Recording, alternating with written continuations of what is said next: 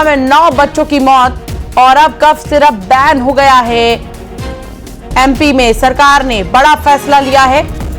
इससे पहले राजस्थान में कैसेंस फार्मा की 19 दवाओं पर जो है सरकार ने बैन लगाया, रोक लगा दिया है।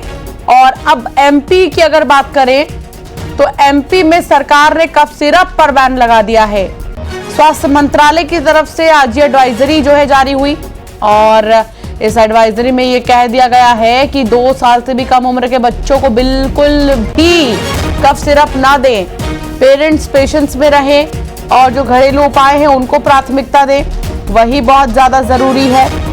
ऐसे में एमपी से ये बहुत बड़ी खबर आ रही है। बच्चों की सेहत को लेकर केंद्र सरकार के स्वास्थ्य मंत्रालय ने एक अहम एडवाइजरी जारी की। मंत्रालय ने साफ कहा है कि छोटे बच्चों को खांसी जुकाम की स्थिति में बिना डॉक्टर की सलाह के कफ सिरप देना खतरनाक साबित हो सकता है। विशेष तौर पर 2 साल से कम उम्र के बच्चों को कफ सिरप बिल्कुल भी नहीं देना चाहिए।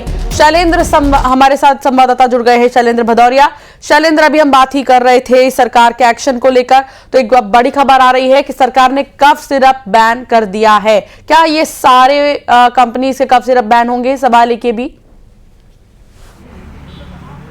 देखिए, जिस कंपनी के कफ सिरप पर सीधे तौर पर आरोप लग रहा था कि उसको पीने से कहीं ना कहीं बच्चों की किडनी खराब हुई और उसकी वजह से उनकी मौत हुई है, उस कफ सिरप की कंपनी को मध्य प्रदेश में बैन कर दिया गया। और न केवल उस कंपनी का कफ सिरप बल्कि उसके दूसरे अन्य उत्पाद हैं वो भी मध्य प्रदेश में फिलहाल नहीं बिकेंगे। ये इस बात की जानकारी खुद मुख्यमंत्री डॉक्टर मोहन यादव ने सोशल मीडिया पर पोस्ट के जरिए दी। उन्होंने कहा कि बेहद दुखद घटनाक्रम मध्य प्रदेश में सामने आया था, 9 बच्चों की मौत हुई है और ऐसे में कहीं ना कहीं जो लोग भी जिम्मेदार हैं उनको बख्शा नहीं जाएगा। चूंकि उन्होंने कहा कि देखिए, अभी इस प्रोडक्ट को पूरी तरीके से मध्य प्रदेश में बैन किया जा रहा है। इसके साथ ही जहां पर इसकी फैक्ट्री है उसको उस पर कार्रवाई करने के लिए या वहां पर सैंपल लेने के लिए भी सरकार को पत्र लिखा जाएगा केंद्र सरकार को, क्योंकि दूसरे राज्य में है। क्योंकि लेकिन लगातार मध्य प्रदेश से इस बात को लेकर सवाल खड़े हो रहे थे कि जब कफ सिरप पर इस तरह के संगीन आरोप लग रहे हैं, चाहे वो डॉक्टर्स की तरफ से हो या फिर परिजनों की तरफ से, एक विशेष ब्रांड का कफ सिरप पीने से बच्चों की मौत हो रही है। भले ही जो प्रथम दृष्टया जो जांच रिपोर्ट सामने आई जिसका हवाला मध्य प्रदेश के स्वास्थ्य मंत्री डॉक्टर आयन शुक्ल ने दिया कि कफ सिरप पीने से मौत नहीं हुई है, कफ सिरप में ऐसे कोई हानिकारक तत्व तो नहीं मिले जिससे इस बात की पुष्टि हो सके कि बच्चों की मौत कफ सिरप पीने से हुई है। लेकिन जिस तरीके से छिंदवाड़ा में जहां बच्चों की मौत हुई है वहां प्रशासन ने इस कफ सिरप को बैन किया था, तो उसके बाद से सवाल खड़े हो रहे थे कि जब छिंदवाड़ा में प्रतिबंधित किया गया है तो मध्य प्रदेश भर में जो सिरप है या उसके बने उत्पाद हैं उनको क्यों बैन नहीं किया जा रहा है। और जिस तरीके से उसी बात को ध्यान में रखते हुए मुख्यमंत्री डॉक्टर मोहन यादव ने इस बात की ऐलान किया है कि मध्य प्रदेश में जो न केवल कफ सिरप बल्कि उसके जो अन्य उत्पाद हैं उस पर फिलहाल पूरी तरीके से प्रतिबंध रहेगा। इस पूरे मामले की जांच कराई जा रही है। जिस तरीके से कल ड्रग कंट्रोलर का भी कहना था कि इस पूरे मामले में अलग अलग जगहों से सैंपल लिए गए, सैंपल की रिपोर्ट जैसे जैसे आएगी उस आधार पर आगामी कार्रवाई की जाएगी। तो एक बड़ी खबर मध्य प्रदेश से मानी जा सकती है, क्योंकि जिस तरीके से राजस्थान की अगर मैं बात करूं तो वहां पर भी इसको बैन करने का काम किया गया। जहां तमिलनाडु में यहाँ ये बनती है वहां पर कंपनी ने कहीं ना कहीं ये माना कि इसमें हानिकारक रसायन है और उसके बाद मध्य प्रदेश सरकार ने भी जनहित को ध्यान में रखते हुए, बच्चों के स्वास्थ्य को ध्यान में रखते हुए इस कफ सिरप और उसके जो उत्पाद है उनको मध्य प्रदेश में बैन कर दिया है। अब देखना होगा कि जो जांच नमूने लिए गए हैं, जो सैंपल कलेक्ट किए गए हैं, उनकी रिपोर्ट में क्या निकलकर सामने आता है और उसके बाद किस तरह की कार्रवाई इस पूरे मामले में देखने को मिल पाती है। जी बहुत शुक्रिया। लेकिन एक सवाल एक और शैलेंद्र आपसे पूछना चाहूंगी कि अभी तो सरकार ने फैसला लिया ही है, इसे तुरंत ही लागू कर दिया जाएगा और अभी से ही सारे फार्मासिस्ट कंपनीज और डॉक्टरों को ये सलाह दे दी गई है कि उस कंपनी के कफ सिरप को रिकमेंड ना करें?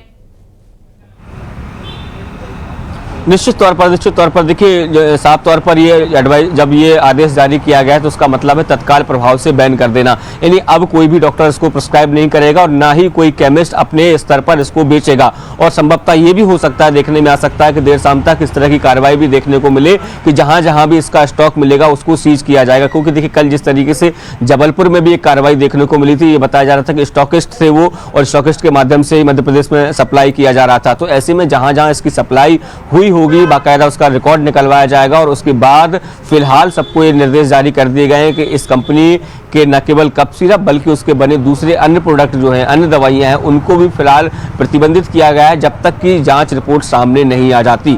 तो जांच रिपोर्ट आने के बाद स्पष्ट हो पाएगा कि क्या वास्तव में इस कफ सिरप में कोई हानिकारक रसायन थे जिसकी वजह से बच्चों की मौत हो रही थी या फिर बच्चों की मौत के पीछे की दूसरी वजह है। लेकिन फिलहाल एहतियात के तौर पर मध्य प्रदेश में जो सिरप है और उसके साथ ही उस कंपनी के जो दूसरे अन्य उत्पाद हैं उनको फिलहाल बैन कर दिया गया, यानी बिक्री पर पूरी तरीके से पाबंदी लगा दी गई है। जी बिल्कुल। और छिंदवाड़ा की घटना पर दुख भी मुख्यमंत्री ने जताया है। एक बड़ी खबर यह भी आ रही है कि छिंदवाड़ा में जिन 9 बच्चों की मौत हुई है उस पर सरकार ने बड़ा फैसला तो लिया ही है कफ सिरप को बैन करने का, लेकिन एक अपडेट इसमें यह आ रहा है कि मुख्यमंत्री डॉक्टर मोहन यादव की तरफ से कफ सिरप को लेकर जो मौत हुई है बच्चों की उस पर दुख जताया गया है। ये भी बड़ी खबर आपको बता रहे हैं शैलेंद्र। 9 बच्चे छिंदवाड़ा में जिनकी मौत हुई, एक्सपर्ट्स भी ये बता रहे हैं कि कफ सिरप में जिस सॉल्ट का इस्तेमाल किया जा रहा है वो 5 साल से कम उम्र के बच्चों के लिए और 2 साल से भी कम उम्र के बच्चों के लिए बहुत ही ज्यादा खतरनाक है। उसका असर उनके रेस्पिरेटरी सिस्टम पर पड़ रहा है, उसका असर उनकी किडनी पर पड़ रहा है। अमूमन हम ये देखते हैं कि जो छोटे बच्चों के सिरप्स होते हैं काफी मीठे होते हैं और ऐसे में बच्चों के लिए इस तरह के प्रिजर्वेटिव्स का इस्तेमाल जो किया जा रहा है वो सबसे ज्यादा खतरनाक साबित हो रहे हैं। ये चिंता का विषय है शैलेंद्र।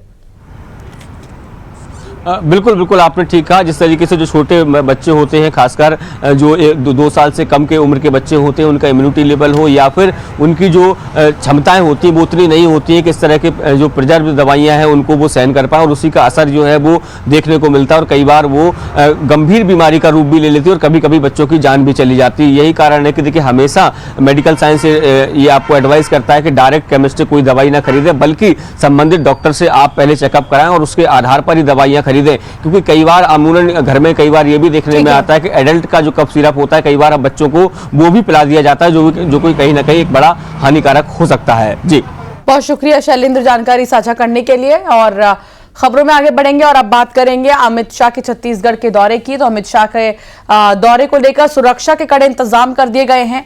अमित शाह मुरिया दरबार में शामिल होंगे और बस्तर सांसद सहित कई जनप्रतिनिधि मुरिया दरबार पहुंच गए हैं। न्यूज 18 से खास बातचीत में बस्तर के सांसद ने कहा कि आज बस्तर के लिए गौरव का दिन है। बस्तर दशहरा का मुरिया दरबार किसी संसद से कम नहीं होता है और बस्तर से नक्सलवाद खत्म हो रहा है।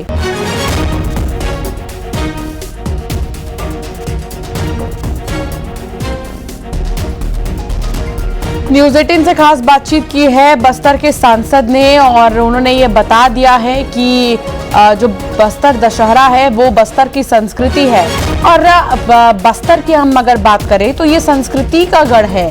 बस्तर की संस्कृति में ऐसे कई पहलू हैं जो इसे और भी ज्यादा खूबसूरत बना